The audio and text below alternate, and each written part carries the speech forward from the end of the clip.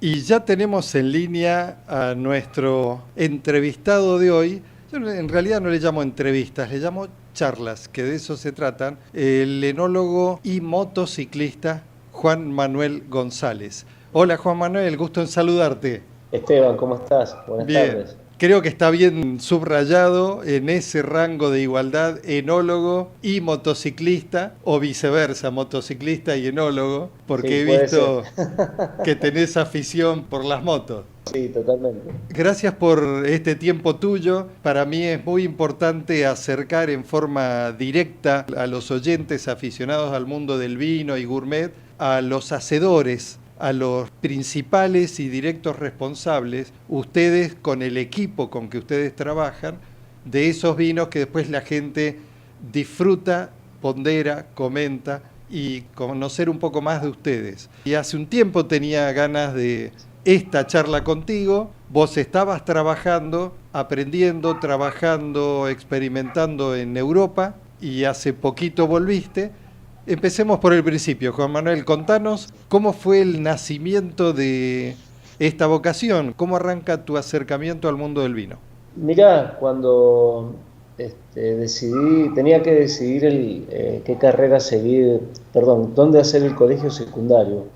Eh, Mi intención era estudiar en uno de los colegios de la Universidad Nacional de Cuyo, aquí en Mendoza, y uno de esos colegios era el Liceo Agrícola. Es un colegio que en ese entonces el título era de enólogo, ya salías del colegio con la posibilidad de matricularte como profesional. Durante Sí. muchísimos años fue la cuna de muchísimos enólogos, o de todos los enólogos que vivían cerca de la ciudad de Mendoza, porque en el sur de Mendoza había otro colegio similar. Y viendo un poco de qué se trataba y ver que había mucho contacto con la tierra y que teníamos materias que tenían que ver con el campo, con la industria y demás, bueno, definitivamente fue que me incliné por estudiar en ese colegio. Y una vez que entré ahí, empecé a ver de qué se trataba y ya después tuve enología y me fui interiorizando un poco más del tema. Como decimos, me picó el bichito del vino y bueno, así fue que seguí con la enología, ¿no? Claro, Después claro. comencé a estudiar la carrera en la licenciatura. En ese momento solamente se podía estudiar en Don Bosco, que tenía un arreglo, un acuerdo con una universidad de aquí en Mendoza. Uh-huh. Y después, bueno, ya casi terminando la carrera, terminando el cursado, empecé a trabajar y cada vez me metí más en el trabajo y bueno, resumiendo, el título de licenciado en enología quedó esperando por ahí y, y seguí con mi título de enólogo y bueno, ya me dediqué a la bodega desde el año 90 y... Estoy tratando de recordar, desde el año 97 Sí. que empecé a trabajar Acompañaste, en bodegas. ¿Cómo? digo que acompañaste fines de los 80 y todos los 90 el momento del gran despegue de una vitivinicultura como la nuestra, que es cierto que ha tenido mucha tradición, muchos profesionales, muchos enólogos que previamente han trabajado en hacer vinos que hoy todavía probamos y nos sorprenden, pero también es cierto que ha habido un salto cualitativo muy importante justamente en esta etapa que te tocó formarte a vos. Y que justamente muchos de esos profesionales fueron profesores de Claro. toda nuestra generación. Y yo tengo, a ver, para ubicarnos, yo tengo 42 años y, como te digo, muchos de esos profesionales fueron nuestros profesores y nuestros ejemplos a seguir. Después nosotros creo que tuvimos la suerte de que nos tocó una época en la que hubo un gran desarrollo a nivel tecnológico, o mejor dicho, no desarrollo, sino posibilidad de que todos esos desarrollos que habían en el mundo llegaran a la Argentina. Claro. Un Tuvimos poco de la mano, acceso, hubo acceso a eso. exactamente, Claro. totalmente, totalmente.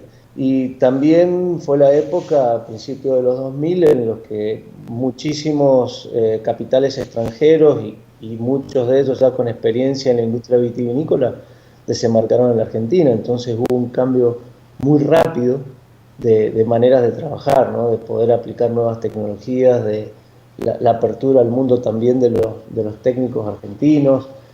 Fue un cambio grande y la verdad que sí, tuve la suerte de ser contemporáneo a ese cambio. Y dentro de la actividad es fundamental la cuestión empírica, la práctica. ¿Cómo han sido y dónde tus inicios en la práctica, ¿no? En el campo? Bueno, yo siempre digo que he tenido muchísima suerte de poder trabajar en bodegas muy diferentes, desde el tipo de productos al volumen que se elaboraba en cada una y, y todas ellas han sido grandes escuelas para mí. Mi primer trabajo fue en Fecovita, ¿sí? Una cooperativa, para que no sepa, sigue siendo la cooperativa más importante vitivinícola, maneja volúmenes grandísimos, Enorme, sí. son en Fecovita donde se hace el famoso toro viejo. Sí, sí. Y ahí tuve la posibilidad de estar en bastantes lugares, desde estar en control de calidad de productos hasta estar directamente en una de las bodegas que tenía en el Valle de Uco, y fue una gran escuela. Después de ahí me fui a Trivento. En su momento, cuando yo comencé a trabajar ahí, se llamaba Viña Patagonia, Ujú. y al poco tiempo ya cambió el nombre a Trivento. Atrevido. Ahí trabajé también varios años y también me tocó estar en diversas áreas y todas, como digo, todas fueron grandes escuelas. Y después, bueno, fui trabajando en bodegas cada vez con volúmenes más pequeños, hasta hoy que estoy en De Ángeles, que realmente es un lujo, ¿no es cierto? Elaborar esas pequeñas cantidades, esas pequeñas partidas de un viñedo tan antiguo, con tanta historia y que por desgracia sea uno de los pocos que quedan, ¿no? Así que bueno, un poco ese es el resumen del camino. Del camino. Comentemos a la gente el hecho de que el viñedo es un viñedo de más de 90 años. Sí, el viñedo para nosotros, para comunicarlo, decimos que es de 1924 porque es la fecha en la que se inscribió oficialmente. Eh, pero se inscribió en esa fecha porque en ese año se empezaron a inscribir los viñedos. Realmente por la historia que tenemos y el boca en boca, e ir sabiendo un poco, sabemos que el viñedo es posiblemente entre 1898 y 1905, más o menos, esas son las fechas en las que se estima que puede haber empezado la plantación en esa zona. Pero sobre eso no tenemos ninguna documentación que lo avale, y igual que como hacemos con el vino, bueno, con el viñedo queremos comunicar lo que se puede demostrar, ¿no? Y el viñedo fue inscrito en 1924, por eso es que la finca se llama Viña 1924 y es la fecha que para nosotros cuenta, ¿no?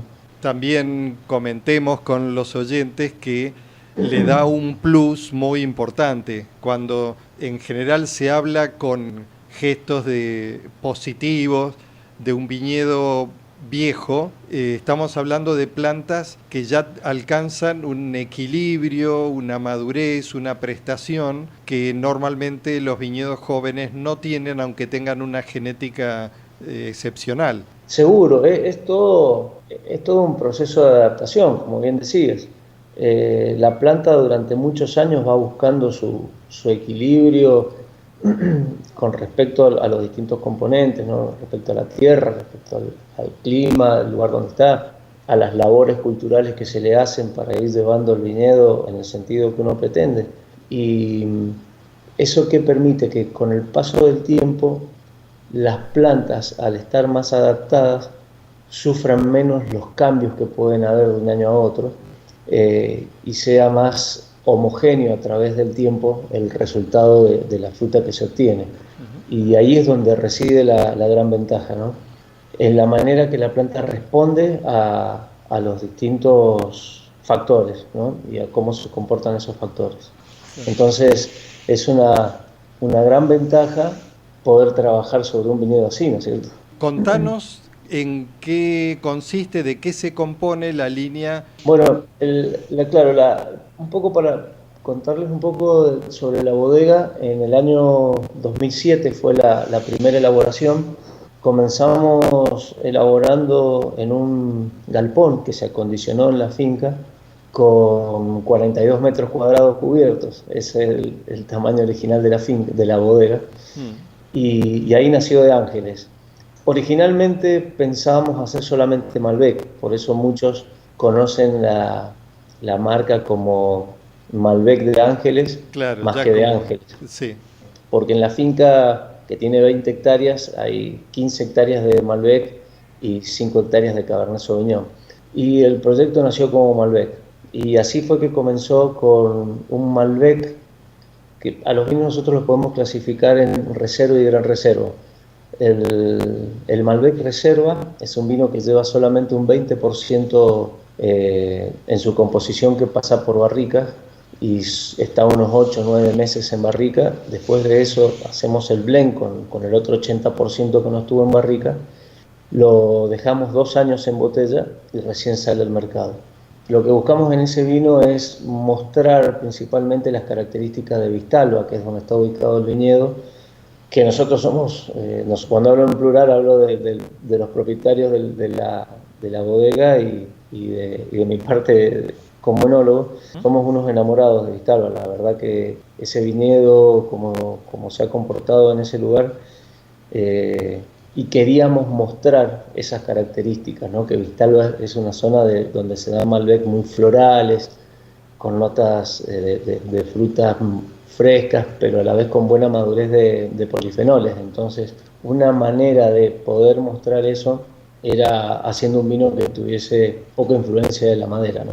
Y el otro vino, que es el Gran Malbec, ahí sí buscamos hacer un vino un poco siguiendo las reglas de lo que debe ser un gran vino, ¿no? Lo que conocemos como un gran vino, que puede ser discutible, ¿no? Es una cuestión, una decisión de cada bodega. Y ahí sí, si bien la materia prima es la misma, la uva es la misma, buscamos un punto más de concentración, o sea, cosechamos unos 10 días más tarde, más o menos, buscando un vino que después esté preparado para estar 14 o 15 meses en barrica, el 100% del vino. sí. Y ahí ya es otra cosa, ¿no? Si bien tratamos de respetar siempre la característica del viñedo, pero aquí hay una influencia de la madera como acompañante, ¿no? Para Sí, nada sí, sí. tiene que preponderar. No, Y no lo también, tapa, pero lo acompleja, ¿no? Lo complementa, exactamente, lo ayuda exact- a envejecer, lo hace exactamente. con más capacidad de guarda. Claro, y ahí y bueno, y de ese vino también justamente está 2 años y medio en botella antes de salir al mercado. Porque desde el principio fue una decisión de proyecto, una decisión de producto, llegar al mercado con vinos que fuesen bebibles desde el momento que llegaran al consumidor, ¿no? Como proyecto pequeño que debía hacerse su marca y su nombre, consideramos que no podíamos fallar en el hecho de que el vino llegara sin estar en lo que nosotros consideramos la base de su guarda, ¿sí? El momento a partir del cual el vino se puede empezar a beber o se puede seguir guardando sin ningún problema. Para que te des una idea, estos 2 años te muestran ya un equilibrio y una redondez a nivel polifenólico que lo hacen muy agradable, pero sabemos, a mí cuando me preguntan cuántos años se puede guardar un vino de Ángeles, y siempre contesto lo mismo. A mí me gusta ser muy precavido con eso y digo que nuestra experiencia es la cosecha 2007. Y hoy en día, a 10 años de esa primera cosecha, abrimos una botella del 2007 y la verdad que el vino está impecable y tiene para muchísimo tiempo más. Entonces, si ya parado casi sobre los 10 años, el vino está así, nos está demostrando de que tenemos un potencial de guarda realmente importante en los vinos. Importante. Esta charla está disfrutable y tranquila. Te propongo hacer una pausa musical dedicado a vos. El tema que viene, creo que compartimos uno de los gustos musicales por Pink Floyd. Sí, pero por supuesto. Bueno, ahí va. A ver si lo escuchás, que lo disfrutes. Vamos a hacer esta pausa musical y retomamos en minutos la charla contigo. Pero cómo no, gracias. Dale.